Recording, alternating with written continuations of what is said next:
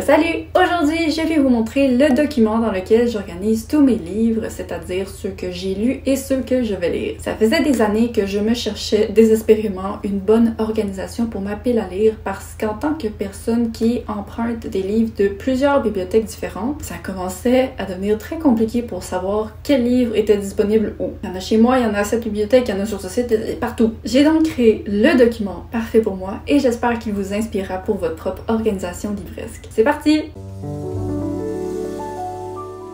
Alors, je vais me mettre dans le coin et nous allons explorer tout ça. Est-ce que ça paraît que je suis excitée? Je suis excitée. La première page de mon document est dédiée aux lectures que j'ai faites pendant l'année. Donc, comme vous pouvez le voir, c'est divisé par mois et il y a des colonnes de catégories. Donc, les catégories au sommet s'expliquent un peu d'elles-mêmes. Nous avons la date où j'ai terminé le livre, le titre, l'auteur, le format. Mais là où c'est peut-être un peu inhabituel, c'est cette colonne. C'est écrit TBR, ce qui est le mot pour pâle en anglais. Et donc, dans cette colonne, les nombres que vous voyez sont en fait les positions de chaque livre dans ma pile par un ordre d'ancienneté. Et les couleurs représentent un peu les zones de danger de chaque nombre. Donc par exemple, plus on devient foncé dans le rouge, plus ce sont des livres que j'ai ajoutés récemment à ma pile et donc normalement, je devrais pas être en train de les lire. Comme vous pouvez le voir, il n'y a pas beaucoup de vert. On a un peu de jaune, mais il y a une majorité de rouge. Et donc pour moi, c'est ma façon de voir dans un mois, c'est quoi la répartition de mes lectures. Est-ce que j'ai lu beaucoup de livres que je venais juste d'ajouter ou pas? Comme on peut le voir, le mois d'avril a été catastrophique. Bon, le soleil, ce serait peut-être utile que t'éclaires plus que la moitié de mon corps. Ok, continuons. Et donc après, on a d'autres colonnes de base comme les séries, l'année de publication, la langue, la tranche d'âge. Et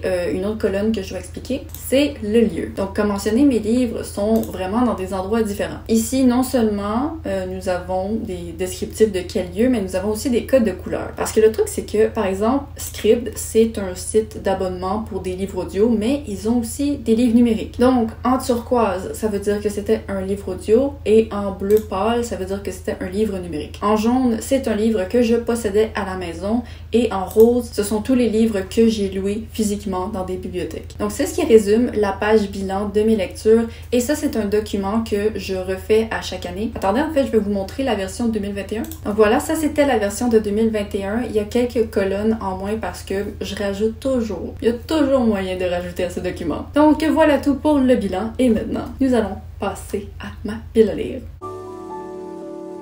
Alors, cette liste, ce sont tous les livres que je peux lire avec mes yeux. Donc, livres que j'ai chez moi, livres que j'emprunte à la bibliothèque et livres numériques. Bref, tous les livres sauf les livres audio. Et le truc que j'aime avec cette page du document, c'est que vous remarquez peut-être qu'il y a des barres grises sur certains titres. Et ça, ce sont en fait les livres que j'ai lus en 2022. Donc, au début de l'année, mon document, il n'y a aucune barre grise. C'est la pile à lire avec laquelle je commence l'année. Et donc, au fur et à mesure des mois, je barre de plus en plus de lectures et c'est vraiment inutile, mais le fait d'avoir des barres grises, des fois, ça me motive à essayer de lire des livres qui touchent d'autres barres grises. Et donc, comme je vais vous montrer, plus on descend, plus il y a de nombreuses barres grises parce que on le sait que je procrastine mes vieux livres. Pour les codes de couleurs, c'est un petit peu différent ici. Je sais que c'est très pâle. Je suis désolée si pour vos yeux, c'est pas agréable que ce soit pâle comme ça, mais moi, j'aime le look des couleurs très pâles. Et peut-être qu'un jour, mes yeux vont m'en vouloir, mais tant pis, j'ai déjà des lunettes, je vois déjà rien. Donc ici, les codes de couleurs, en bref, en bleu, c'est un livre numérique et en rose, c'est un livre de bibliothèque. Et en jaune, c'est un livre que j'ai à la maison. Donc ça, au départ, c'était la seule page que j'avais pour ma pile et ce que j'appréciais, c'est que ça me permettait de trouver rapidement des livres pour le format que je souhaitais lire. Donc si, par exemple, je me cherchais un livre à mettre sur ma liseuse,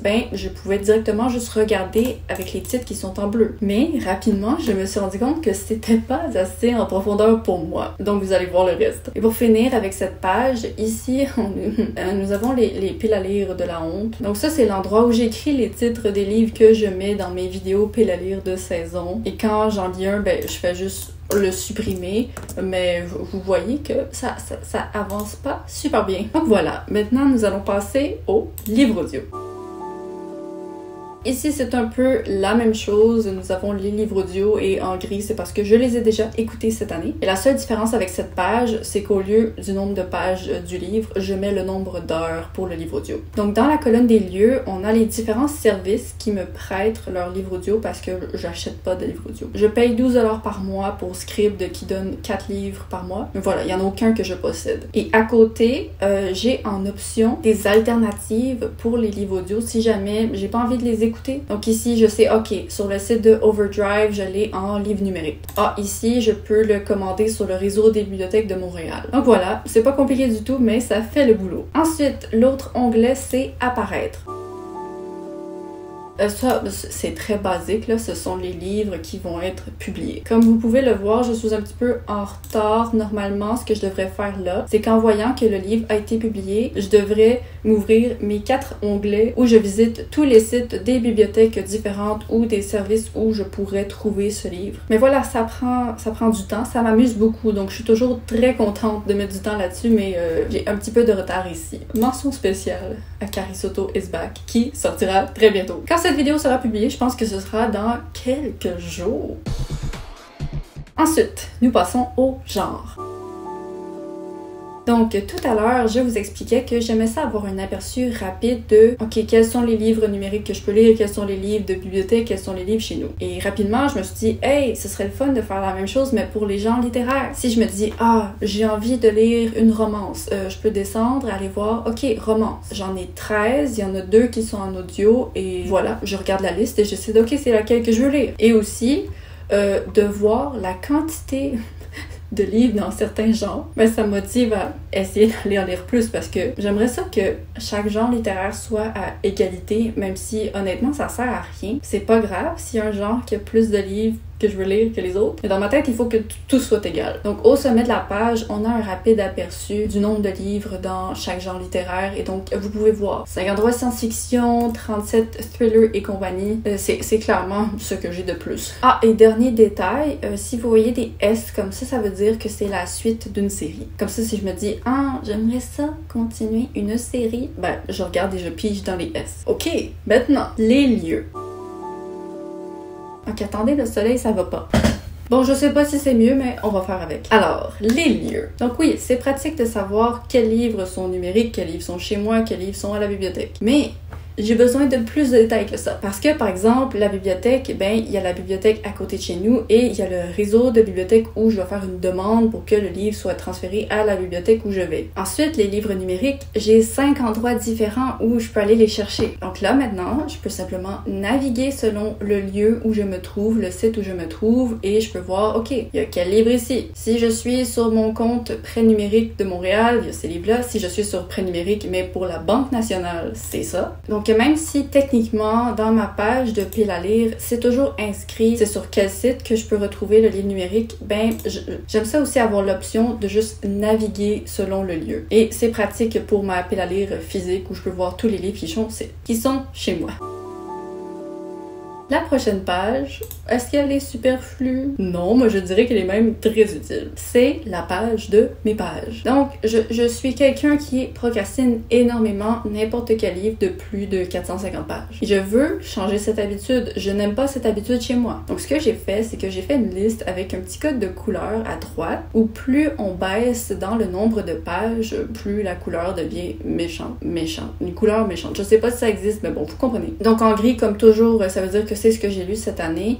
Et donc, on peut voir que il y en a pas beaucoup. Dans le sommet, il y en a pas beaucoup. Et plus on descend, plus il y en a. Et voilà, c'est ma façon de voir rapidement comment se répertorient les différentes tailles de livres que j'ai lus cette année. Et pour ce qui est des cases que vous voyez ici, j'entoure tous les livres qui ont le même nombre de pages exactement parce qu'un jour, je vais faire un vlog où je lis 3 livres qui ont le même nombre de pages. Est-ce que ça sonne comme le concept le plus excitant au monde pour vous? Non, mais pour moi, oui. Donc, je crois que c'est tout pour cette page. Ensuite, ayons honte de nous-mêmes un petit peu. Donc, voici la page de mes séries.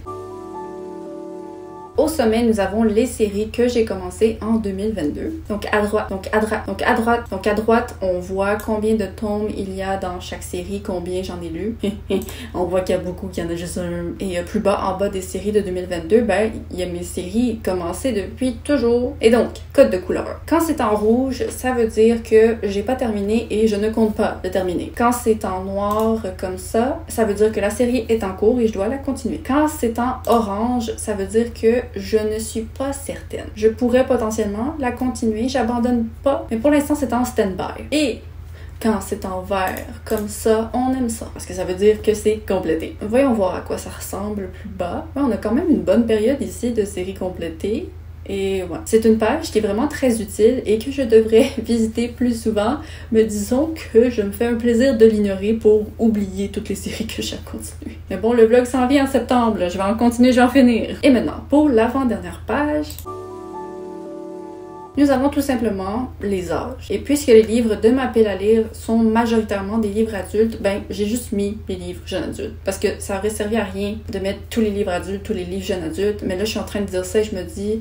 tu sais quoi, un jour, un jour je sais que je vais le faire. Des fois je me réveille un samedi matin et ma seule raison de sortir du lit c'est parce que je me dis oh, j'ai une idée d'une nouvelle page pour mon fichier. Donc voilà, je passe beaucoup de temps là-dessus. Certaines personnes pourraient dire je perds beaucoup de temps là-dessus, mais pas moi. Pour moi, ce n'est pas du temps perdu. Donc, ben, à gauche, ce sont tous les livres qui sont physiques et à droite, c'est le petit nombre de livres audio jeunes adultes que j'ai sur ma palle. Honnêtement, quand j'ai fait cette page, ça m'a surprise à quel point j'avais peu de livres jeunes adultes sur ma palle. Et on dirait qu'en général, les livres jeunes adultes, je choisis de les lire sur un coup de tête, tandis que les livres adultes, je planifie. Et donc, nous allons passer à la dernière page de ce document.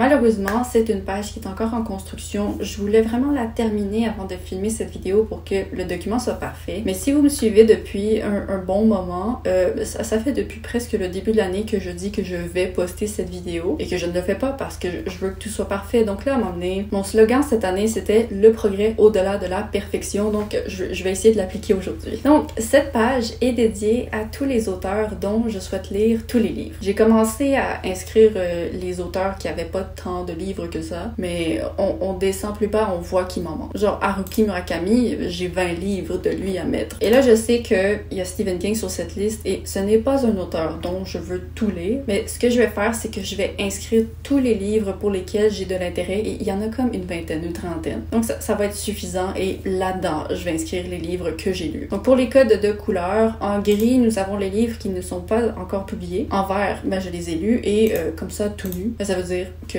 ils sont là, ils existent dans le monde, mais je les ai pas encore lus. Donc, c'est ça, c'est mon document chéri. Me connaissant, je vais sûrement ajouter encore de nombreuses pages au fil des mois et des années. Donc si ça vous intéresse, je vais peut-être poster une mise à jour dans un futur proche ou lointain pour vous montrer c'est quoi l'évolution de ce document. Honnêtement, je savais que j'avais besoin d'un document comme ça dans ma vie, mais je savais pas à quel point j'en avais besoin avant de le créer. Et donc si, comme moi, vous sentez que vous avez besoin d'un peu de structure et d'organisation pour les livres que vous avez lus ou les livres que vous voulez lire, je vous encourage à trouver la méthode qui fonctionne pour vous. Moi, c'est fait sur Google Spreadsheet. Je sais qu'il y a beaucoup de gens qui utilisent Excel. Il y en a beaucoup qui le font sur papier. Donc voilà, il y a plein de méthodes différentes qu'on peut utiliser et l'important, c'est de transformer ça pour que ça fonctionne pour nous et pour le temps que vous êtes prêt à y dédier. Et donc voilà, c'est tout pour la vidéo. Je vous remercie de l'avoir regardée. Dites-moi dans un commentaire, est-ce que vous avez une méthode d'organisation livresque actuellement? Est-ce que vous aimeriez en avoir une? Je vous remercie d'avoir regardé cette vidéo.